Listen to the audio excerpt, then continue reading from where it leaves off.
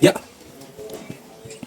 ya ini kita unboxing, ini masih segel semua. Nah, kita unboxing, sah.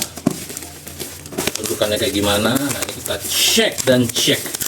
Setelah kita cek fisik dan kelengkapannya dapat apa aja, nanti kita akan tes kualitasnya. Ini kamera seharga 230.000 sudah include memori. Memorinya katanya dikasih SanDisk yang 32 GB. Nah ya, ini memorinya udah kelihatan nih, udah ada tuh ininya ya. Kita cek dalamannya, fisiknya seperti apa. Set. Nah, ini kameranya fisiknya seperti ini. Untuk ininya sih kayaknya aman ya. Kita buka dulu si apa namanya, camnya. Udah agak keras ya, ternyata agak keras. Bukanya gimana? Kayaknya itu begini, set, terus dicongkel. Wah, bener ya. Ini kita cek fisik kameranya apakah aman atau ada cacat. Untuk sepintas sih aman ya.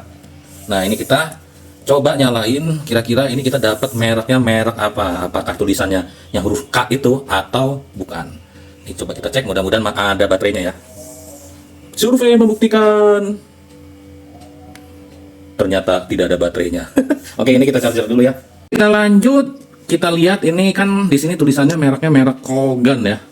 Nah, ini setelah kita nyalain, apakah dia juga tulisannya merek Kogan atau merek yang anomali gitu.